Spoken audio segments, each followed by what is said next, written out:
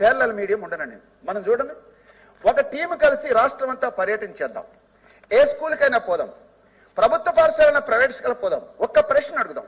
ఆ ప్రశ్న ఏమిటంటే, మీకు ఏ భాషలో చెప్తే ఈ పాఠాలు అర్థమవుతాయని అడుగుదాం. వాళ్ళందరూ ఏం చెప్తారు తెలుసా? మాకు మాతృభాషలో చెప్తేనే పాఠాలు అర్థమవుతాయని చెప్తాడు ఎవడైనా సరే. ప్రైవేట్ స్కూల్ అయినా ప్రైవేట్ అది యూనివర్సల్, అది ప్రపంచ వ్యాప్తంగా ఉన్నటువంటి ఒక యూనివర్సల్, అది ఒక భాషా శాస్త్రానికి ఉన్నటువంటి పద్ధతి అది. అలాంటి దాన్ని ప్రైవేట్ వాళ్ళు ఇట్లా మార్చేశారు. పోనీ మేము ఎక్కడికి వచ్చాం?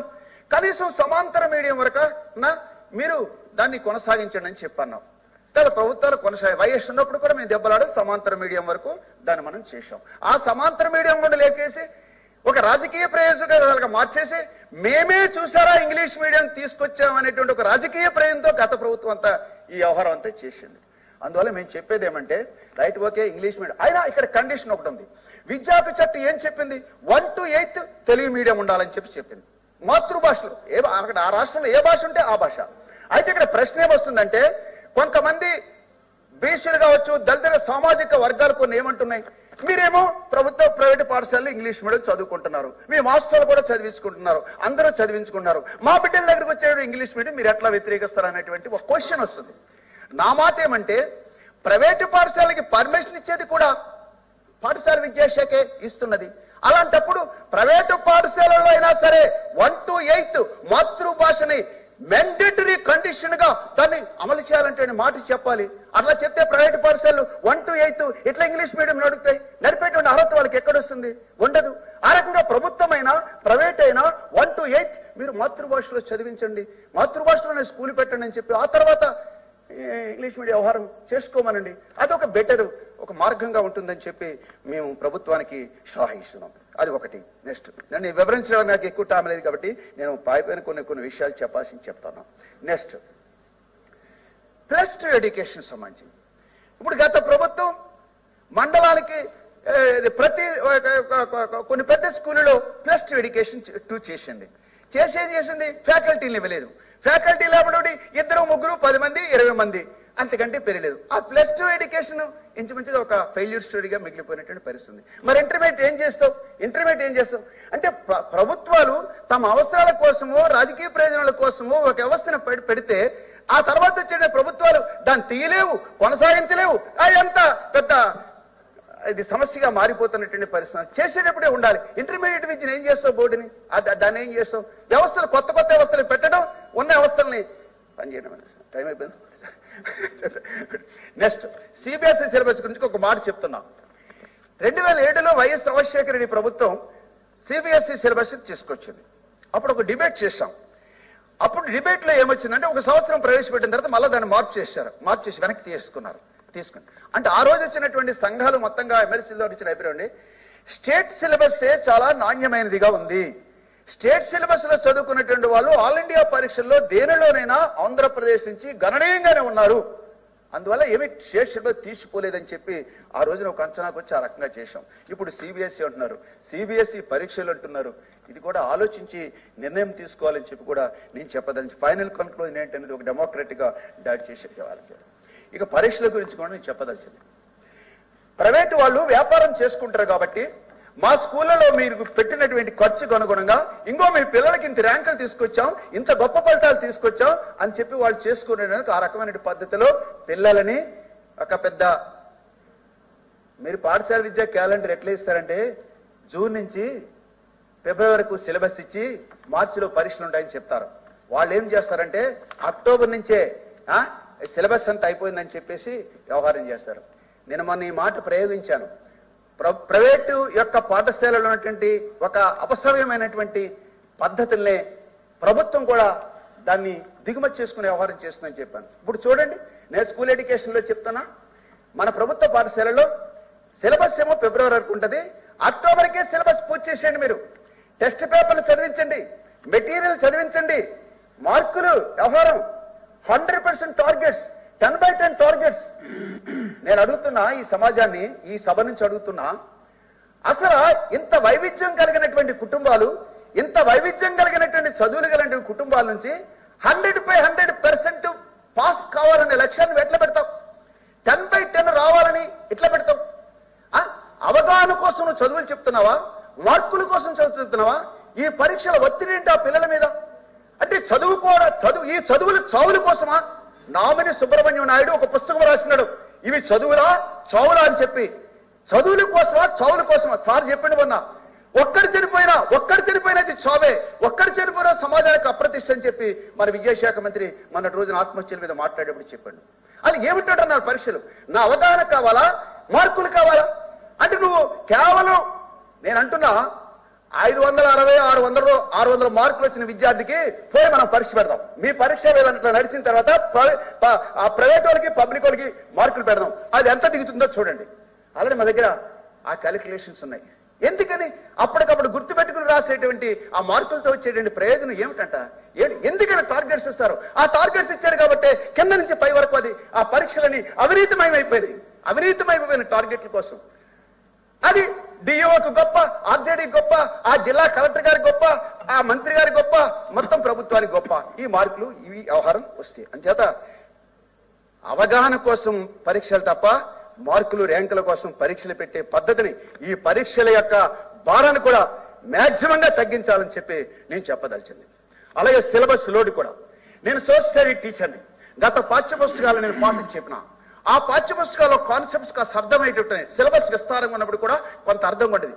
ఈ సంవత్సరం ఎన్సీఆర్టీ వాళ్ళు రాసినటువంటి పాఠ్య పుస్తకాలు నేను చెప్తున్నా ఇక్కడి నుంచి, టీచర్కి కూడా పాఠ్య పుస్తకం అర్థం కాదు. టీచర్కి అర్థం కాని పాఠ్య పుస్తకాలు ఈ ఎస్సీఆర్టీ ఎన్సీఆర్టీ ఎట్లా తయారు చేస్తుందని చెప్పి నా ప్రశ్న. నువ్వు ఆ కాన్సెప్ట్స్ చాలా సరళంగా ఉండాలి. సరళత నుంచి సంక్లిష్టత వైపు వెళ్ళేటప్పుడు ఆ సిలబస్ ఉండాలి. ఎవరో సరే పాఠ్య పుస్తకాలు అనేది నా ప్రశ్న. నేను కూడా ఆ పుస్తకాలు చదివాను, నాకు అర్థం కాదు. నేను అందరు సోషల్ టీచర్లు అడిగాను, మాకే అర్థం కాలేదు సార్ అన్న. మీకు అర్థం కాదు, పిల్లాడికి ఏం అర్థం ఏంటి చెప్తాం. అందువల్ల 10వ తరగతి లోపులోనే ఇంటర్మీడియట్ ఉన్నత విద్య సంబంధించిన సిలబస్ అంతా ఇక్కడ దించేసి వీళ్ళు ఏదో పెద్ద విద్యావంతులు చేసేదాం అనేటువంటి పద్ధతి సరికాదు. వయస్సుకి పరిమితులు ఉంటాయి, అవగాహనకి పరిమితులు ఉంటాయి. చాలా సిలబస్ భారాన్ని, ఆ పాఠ్య పుస్తకాల్ని చాలా అత్యంత అర్థమయ్యేటువంటి పద్ధతిలో రాసేటువంటి నిపుణుల చేత కూడా రాయించాలని చెప్పి నేను చెప్పదలిచింది. ఇవాళ అసలు రిపోర్ట్ గురించి ఇందులో ప్రస్తావించారు. చూడండి, అసలు రిపోర్ట్లు దశాబ్దాల తరబడి చూస్తే ఇట్లాగుంది. ఈవేళ కూడా అసలు రిపోర్ట్ ఇట్లాగుంటే మరి ఈ చదువుల్లో మనం సాధించిన ప్రగతి ఏమిటని చెప్పి పెద్ద ప్రశ్న. ఎందుకని ఎలిమెంట్ ఏకోపాధ్యాయ పాఠశాలలు, 2 ఉపాధ్యాయులు పాఠశాలలు, 3 ఉపాధ్యాయులు. ఇవాళ ఇప్పుడు ఈ రిపోర్ట్ లో రాసినట్టుగానే 20,065 పాఠశాలలు, అంటే 44,285 పాఠశాలల్లో 20,060 పాఠశాల 65 పాఠశాలలు కేవలం 10 లోపు 20 లోపు విద్యార్థులు ఉన్నటువంటి పాఠశాలలుగానే ఉండిపోయినాయి. అలాంటి చోట చదువు ఎట్లా వస్తుంది? నాణ్యమైన చదువు ఎట్లా వస్తుంది? డిఎస్సీలు, ఇవాళ డిఎస్సీ గురించి వీళ్ళు మాట్లాడుతున్నారు. 7 ఏళ్ల కాలంలో డిఎస్సీ వేయినటువంటి కాలం ఏదైనా ఉంటే ఇదే అని చెప్పదలిచింది. మరి సబ్జెక్ట్ టీచర్ లేకుండా వాళ్ళకి నాణ్యమైనటువంటి అవగాహన ఎట్లా వస్తుంది? ఇలా గ్యాప్లు ఉంటే, ఎప్పటికప్పుడు ఈ రకమైనటువంటి గ్యాప్ ఉంటే, ఉపాధ్యాయులు లేకపోతే వాళ్ళకి నాణ్యత ప్రమాణం. అసలు రిపోర్ట్లు మనం చూస్తున్నాం తప్ప అసలు రిపోర్ట్ అట్లా రావడానికి ఉన్నటువంటి బ్యాక్గ్రౌండ్ కారణాలు ఏమిటనేది కూడా మన ప్రభుత్వం ఆలోచించాలని చెప్పి నేను చెప్పదలిచింది. ధన్యవాదాలు. ప్లీజ్ ముగించండి సార్. తర్వాత బ్యాగ్స్, కిట్స్ దీనికి సంబంధించి సార్ ప్లీజ్. ఇప్పుడు మన కొత్త కిట్ బ్యాగ్స్ సారు ప్రదర్శనని తీసుకొచ్చింది. ఆ బ్యాగ్కి సరిపడే పుస్తకాలు పెడితే రేపొద్దున ప్రతిపక్షం వాళ్ళు ఇంకోళ్ళు అంటున్నారు, ఇలా పట్టుకుంటే ఇలా తెగిపోయిందని చెప్పి అంటుంటారు. ఎందుకంటుంటే ఆ బ్యాగుకి తగిన సైజులో నీ పుస్తకాలు ఉండాలా. మేము 5 సబ్జెక్టులు మనం పాఠాలు చెప్తాం. 5 సబ్జెక్టుల మధ్య అన్ని పుస్తకాలు తీసుకురామంటాడు ఆయన, నోటు పుస్తకాలు తీసుకురామంటాడు. ఆ బ్యాగ్ చాలదు. ఇప్పుడు ఏమంటారంటే వాళ్ళు తల్లిదండ్రులు, ప్రభుత్వం ఇచ్చినటువంటి నారా లోకేష్ గారు ఇచ్చినటువంటి బ్యాగ్ సరిపోలేదు అని ప్రైవేట్ బ్యాగ్ కొనుక్కుని వాడు ఇంకా ఇంత లార్జ్ సైజ్ ఉండేటువంటి బ్యాగ్ వేసుకుని వస్తాడు. అందువల్ల నేను అనేది పుస్తకాల భారం తగ్గించేటట్టుగా కూడా వెళ్ళాడు. నెక్స్ట్ మధ్యాహ్న భోజనం సంబంధించి మెనూ మార్చకుండా, మనీ పెంచకుండా మెనూ మార్చేసి గొప్ప భోజనం పెట్టామని చెప్పి వాళ్ళు కూడా చెప్పుకున్నారు. నేను ఇప్పుడు ఇటీవల కాలంలో చాలా స్కూల్ తిరుగుతున్న వ్యవహారం చేస్తున్నా. ఆ భోజనం మీరు చెప్పినటువంటి పద్ధతిలో నాణ్యమైనటువంటి పద్ధతిలో ఉండాలి. ఇంటికాడ భోజనం కంటే మా మధ్యాహ్న భోజనమే బాగుందనేటువంటి పద్ధతిలో మీరు ఆ మధ్యాహ్న భోజనం దాన్ని తీర్చిదిద్దాలని చెప్పి నేను సజెషన్ చేస్తున్నా. ప్లీజ్ కూర్చోండి. మనకి సార్ కూర్చోండి, ప్లీజ్ కూర్చోండి. మీరు సాయంత్రం వరకు మాట్లాడగలరు. కూర్చోండి. నేను మీరు అధ్యక్షులుగా ఆదేశిస్తే సమయం లేదనంటే కూర్చోండి. చాలా కాదు. అదే ఫైనల్ గా ఒక మాట చెప్తా. ఈ మాట వినండి. ఒకటి ఫైనల్. ఓకే, ఇందులో చాగంటి కోటేశ్వరరావు సలహాదారుగా పెట్టారు. మేము పీడిఎఫ్ తరఫున దీని మీద అభ్యంతరం వ్యక్తం చేశాం.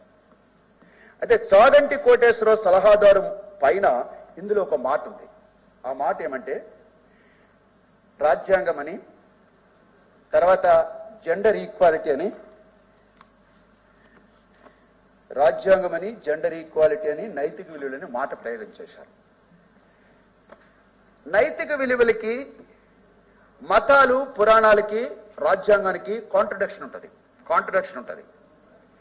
ఏది మనం ప్రయారిటీగా తీసుకోవాలన్నప్పుడు రాజ్యాంగ లక్ష్యాలను మనం ప్రయారిటీగా తీసుకోవాలి. కొఠారి చెప్పింది అదే. నీ సిలబస్ అయినా పాఠ్యాంశాలు మొత్తమైనా రాజ్యాంగ లక్ష్యాలకు అనుగుణంగా ఉండాలని చెప్పాడు కొఠారి. దానికి అనుగుణమైనటువంటి పద్ధతిలో ఉండాలి. ఆ రాజ్యాంగ లక్ష్యాలు, ఆ సిలబస్ పూర్తి చేయాలంటే ఒక మనిషి డెమోక్రటిక్ ఉండాలి, ఒక మనిషి సెక్యులర్ గా ఉండాలి, ఒక మనిషి సోషలిస్ట్ గా ఉండాలి, ఒక మనిషి జెండర్ ఈక్వాలిటీగా ఆలోచించేవాడు ఉండాలి, ఆ మనిషి సోషల్ ఈక్వాలిటీని ఆలోచించేవాడు కలిగి ఉండాలి. ఈ లక్షణాలతో మనిషి తీర్చిదిద్దబడాలని చెప్పి కొఠారి చెప్పినటువంటి మాట. అందుకనేమో ఆయన అన్నాడు తరగతి గదుల్లో దేశ భవిష్యత్తు నిర్మితమవుతుందని చెప్పి కొఠారి ఆయన ట్రెడిషనల్ గా మాట చెప్పిండు. లెనిన్ కూడా ఒక మాట చెప్పాడు. కేశవ్ సార్ లెనిన్ కూడా మాట చెప్పాడు, పాఠశాల పాత ప్రపంచాన్ని మార్చాలని చెప్పాడు. అందువల్ల పాత భావాలు, పనికిరాని భావాలు కాకుండా ఈ దేశం, ఈ సమాజానికి ప్రస్తుతానికి అవసరమైనటువంటి పద్ధతులు, కనీసం రాజ్యాంగ లక్ష్యాలు, నేను రెవల్యూషన్ గురించి మాట్లాడలే, కనీసం రాజ్యాంగ లక్ష్యాలకు అనుగుణటువంటి పద్ధతులు మన యొక్క సూక్తులు, బాధలు ఉండాలి అనేటువంటి పద్ధతిలో కూడా నీకు ఉన్నటువంటి తిక్కంతా, అనవసరమైన తిక్కంతా ఈ సలహాదారులతో ఎక్కిస్తుంది, మీకే నష్టం అని చెప్పి కూడా చెప్పదు. ఆ బ్యాలెన్స్ పాటించాలని చెప్పి కూడా ప్రభుత్వాన్ని నేను సూచించేది.